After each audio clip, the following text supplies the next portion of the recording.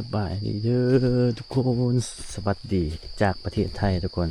ตอนนี้กบอยู่นี่เนาะทุกคน อยู่อุทยานแห่งชาติ National Park Thailand นี่กาดอยเสมอดาวทุกคน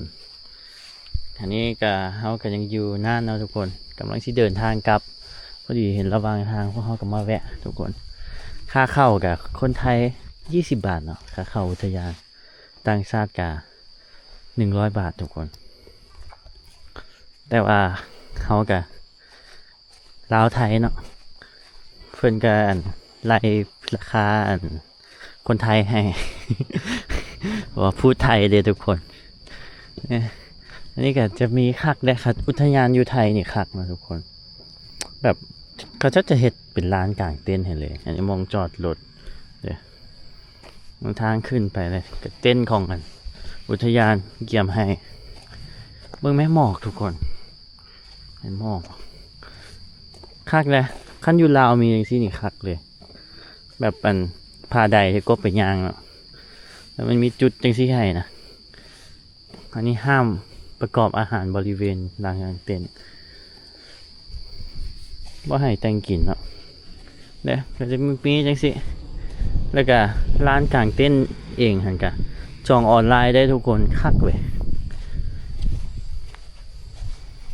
งานขึ้นมาแป๊บเดียวรถจอดลุมดอยเสมอดาวเบิ่งรีวิวหั่นตอนที่หมอกเฟดๆน่ะโคตรงามเลยมาไทยกับมันยางป่านะทุกคน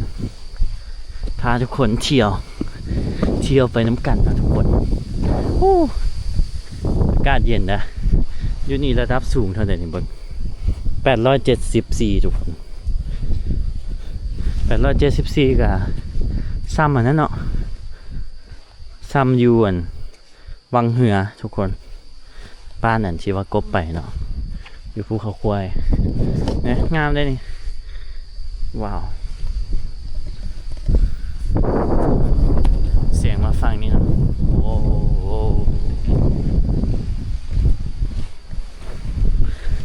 เมื่อนี้ก็น้ำท่วมอยู่น่านทุกคนแต่ว่าดีแต่ว่าพวกเขาออกมาก่อนท่วมมาตั้งแต่อยู่เทิงพุ่นล่ะเมืองข่าวก็พากันฟ้าวเก็บเครื่องออกมาเนาะเฮ้ยหอมหนึ่งเสร็จแล้วนี่ว่าแม่นอย่างเนาะนักเกือบอันไอ้เลยอะซื้อให้ว้าวฟ้าบ่เปิดเนาะดอยเสมอดาวอยู่ไทยนี่จะเอื้อนเป็นดอยเนาะเป็นภูนี่จะเอื้อนดอยแต่ภาษาลาวดอยจะเอื้อนภู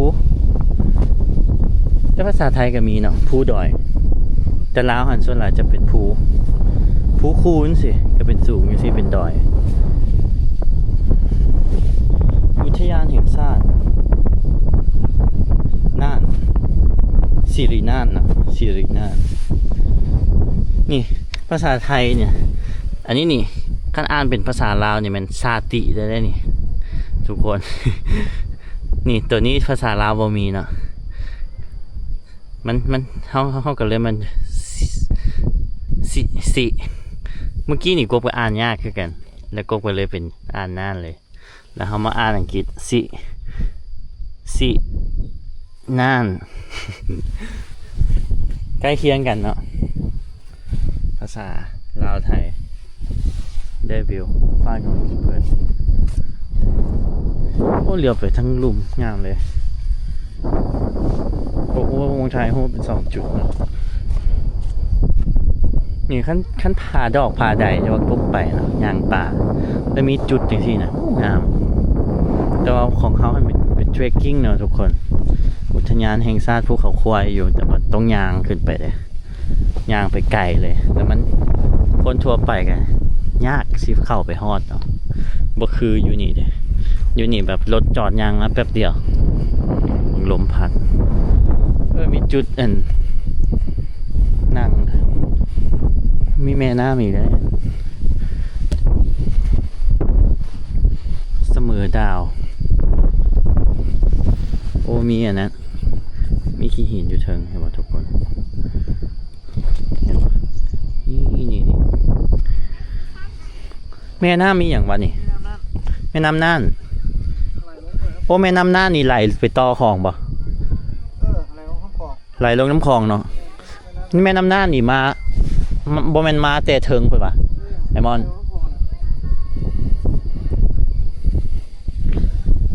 แม่น้ำน่านอ้าวแม่น้ำน่านก็แสดงว่าเกิดอยู่น่านตัวนั้นแม่น้ำน่านเกิดอยู่น่านอะไรเกิดจากแม่น้ำน่านนะต้นบ่อมันเนาะแม่น้ำทาก็เป็นเกิดจากแม่น้ำน่าน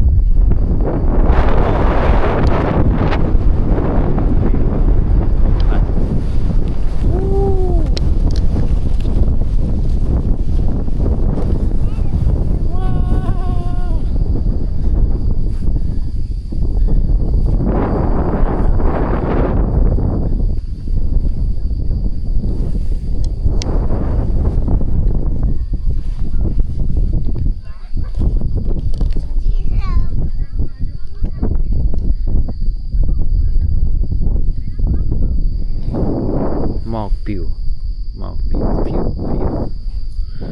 จะปิว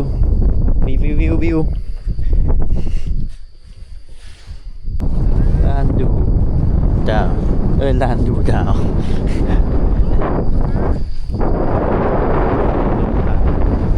หนาวเลยนี่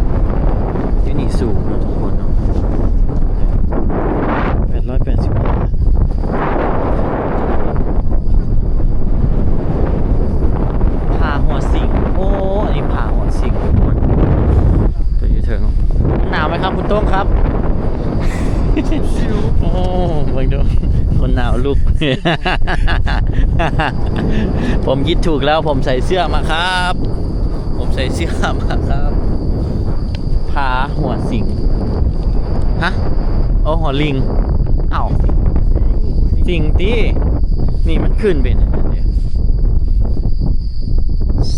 อุทยานแห่งชาติน่านสำนักบริหารพื้นที่อนุรักษ์ที่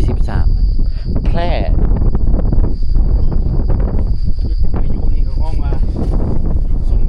หัวสิงลิงมันต้องเป็นอย่างนี้หัวสิง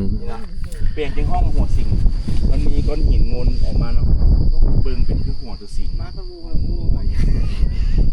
หาหัวสิงเฮ้ยยอดเนาะเอาหัวสิงหัวอะไรกิน ลองเลยหัวอะไรนะเขายวนมันมีอะไรอยู่อ๋อคล้ายๆเลยคล้ายๆได้นี่มึงเดี๋ยวโทรศัพท์ถ่ายทุกคนคล้ายๆเลยคือตัวสิงนอนน่ะเด้หัวสิงทุกคนจะกบซูมหัวสิงจะเป็นสิงปีนข้างเนาะประมาณนั้นเลยหมอกเต็มครับม่อนเชียงดาวงามเลยอากาศดีผู้หมอกมาอีกแล้วครับบนทางมาลงมันห้องมันเป็นม่อนเชียงดาววันนี้การสิพากันลงไปเนาะลมผ่านแหงขนาด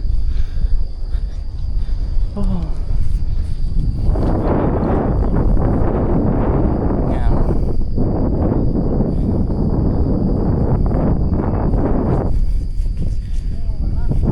บรรยากาศดีทุกคนบรรยากาศดีแฮงอากาศเย็นโมแมนอันนั้นที่ขี่กระเดือนตัวนี้ข่อยขี่กระเดือนเด็กข่อยขี่กระเดือนข่อยขี่กระเดือนโอ้งามง่ายใกล้ๆงามอีกขั้นตอนนั้นฟ้าเปิดคือสิงามเนาะคือสิงามค่ะแบบมันจะเห็นหมอกแบบบางๆนะทุกคนอยู่กับลานกลางเต้นนี่เต้นกับกลางไปเลยเนาะกลางไปเลยแล้วก็จะมีพวกแผ่นห้องนอนอย่างเครื่องนอนให้นะอาจจะเศร้า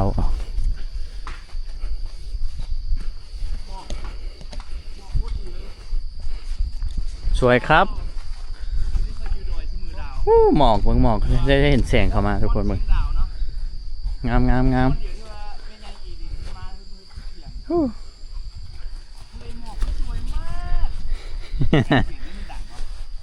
คุณต้องครับ คุณรีบลงไปใส่ครับ ผมจะให้คุณถ่ายรูปครับ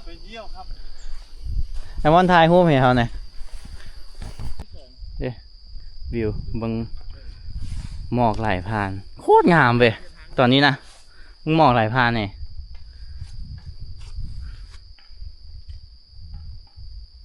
สวยครับเบิ่งอันนี้ก็จะมีข้อห้ามเนาะห้ามบินโดรนหนึ่งห้ามนำเครื่องดื่มแอลกอฮอล์เข้าเขตอุทยานห้ามตั้งกล่องไฟห้ามเอาอาวุธห้ามอะไรอย่างเงี้ยห้ามเอาทรัพย์สินธรรมชาติออกจากอุทยานห้ามส่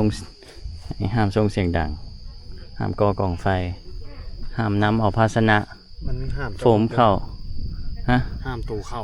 บอกอันนี้ห้ามเจ้าเด้ห้ามเจ้าเฮาได้นี่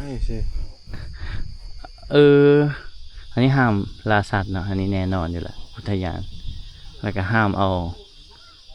หมาเนาะสัตว์เลี้ยงเข้ามานี่เพื่อจะมีสัตว์ป่าอย่างโอ้เดี๋ยวฟ้าเปิดเลยเดี๋ยวฟ้าเปิดแล้วไปย่างไปเบิ่งฟังนี้ก่อน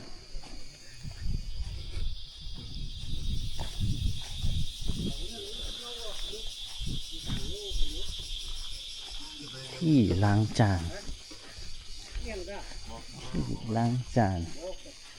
คักเนาะทุกคนเดี๋ยวคันเฮาออกมาอันนี้โซนนี้มันแต่งกลิ่นได้เนาะเอาพวกแก๊สกระป๋องนี่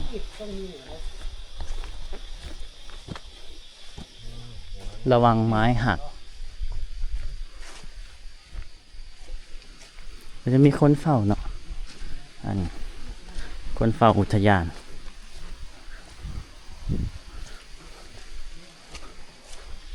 โอ้โหหมอกเต็มเลยทุกคนคักเนาะเขาชอบฟับหน้าดินให้เป็นร้านกลางเต้นเลยเป็นจุดในการเลือกเลยเป็นนอนอยู่ป่าลาวก็คือแรนดอมอ่ะเนาะเพราะมันยังเป็นธรรมชาติอยู่อันนี้เป็นอุทยานเขาจะปรับหน้าดินซื้อเลยว้าวอันนี้ก็ปิดปรับปรุงเนาะจะมีตัวนี้ให้กลางเต้นนำทุกคนเพราะมีศาลาอยู่นี่โอ้คันนั่นฟ้าเปิดนะและทะเลหมอกแบบมาบางๆนะทุกคนมาบางๆแล้วเห็นฟ้าเนี่ยเห็นหมอกเนี่ยเปล่า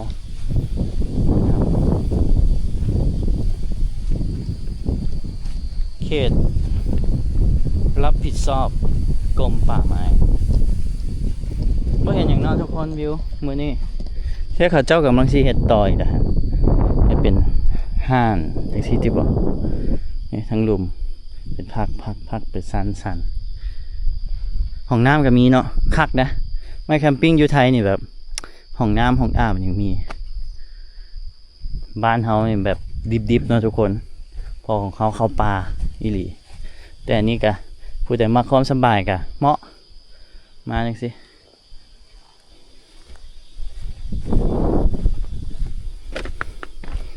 โอ้เห็นแม่น้ำอีกได้หันแม่นบอกโอ้บ่แม่นหรอกเห็นไฮเห็นนาเขาจะทุกคนสวนเนาะโอ้คือจริงงามขนาดฟ้าเปิด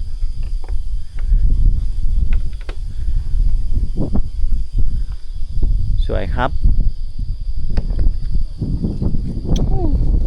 มักธรรมชาตินะแต่เบิ้งคลิปกบกะจะเห็นแต่แบบไปธรรมชาติเพราะว่าเจ้าของซองมักเนาะก็ถือว่าพาทุกคนไปเที่ยวนั่นแหละงามได้นี่กันฟ้าเปิดนี่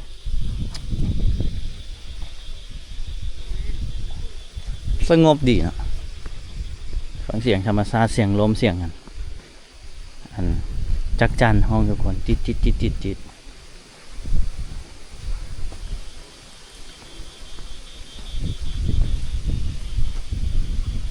นี่แหละเสียงที่กบได้ยินเนาะเสียงใบไม้